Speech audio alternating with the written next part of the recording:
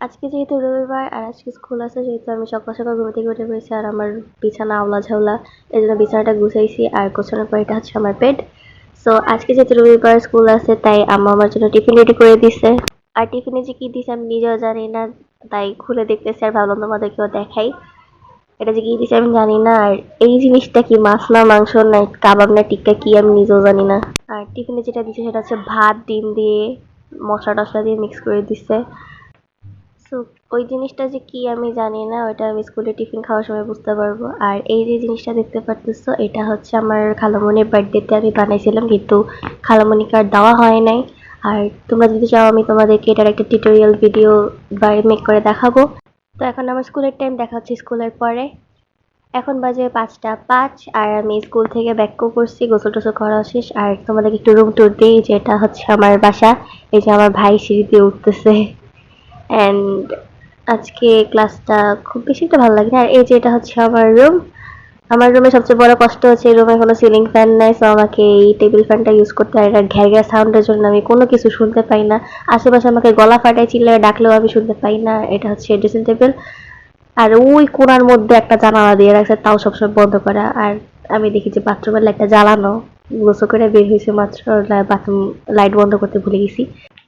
তো গোসল টোসল কইরা আমি এখানে রুমের মধ্যে বসে আছি, গরম লাগতেছে। আর নিচে আমাদের বাসায় যে ভাড়াটিয়া দুটা আন্টি আছে, উনি একজন, তার মধ্যে একজনকে একটা চিপস নিয়ে আসছে। তো আমি আর আমার ভাই ভাগ করে খাইতেছি, যদিও আমি একটু বেশি খাইছি।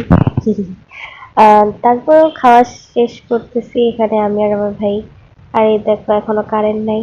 বাংলাদেশে আমি বুঝি না কি একটা সমস্যা, কারেন্ট নেই আর এখানে হাত পা নেমে বসে আছে। আর এই যে বারান্দার ভিউ, যদি একটু বারান্দায় যাই এখানে দেখতে পারতেছো আকাশটা অনেক সুন্দর লাগতেছে। আমি ব্রাইটনেস কমায় তোমাদেরকে দেখাই, আকাশটা সত্যি সুন্দর লাগতেছে। এখানে লাল আবহাওয়াটা সূর্যের জিনিসটা সুন্দর লাগে। আর এখান থেকে আকাশটা যখন মাঝে মাঝে অনেক মেঘ থাকে আর সূর্যাস্তের মোমেন্টটা অনেক সুন্দর থাকে।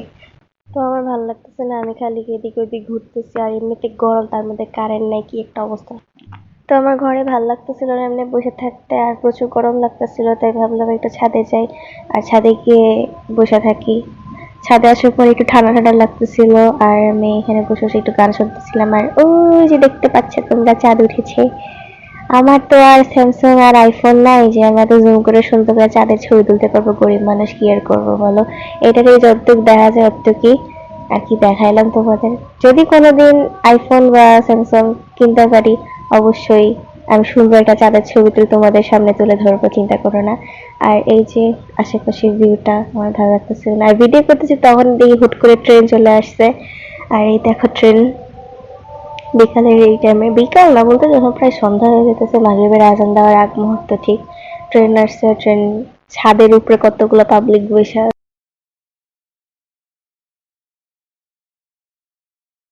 এদিকে একটা টাওয়ার আছে, আর এটারে দেখলে কেন জানি আমার আইফেল টাওয়ারের কথা মনে পড়ে। আর ওই যে আমাদের চাঁদ মামা, দেখতে কত সুন্দর।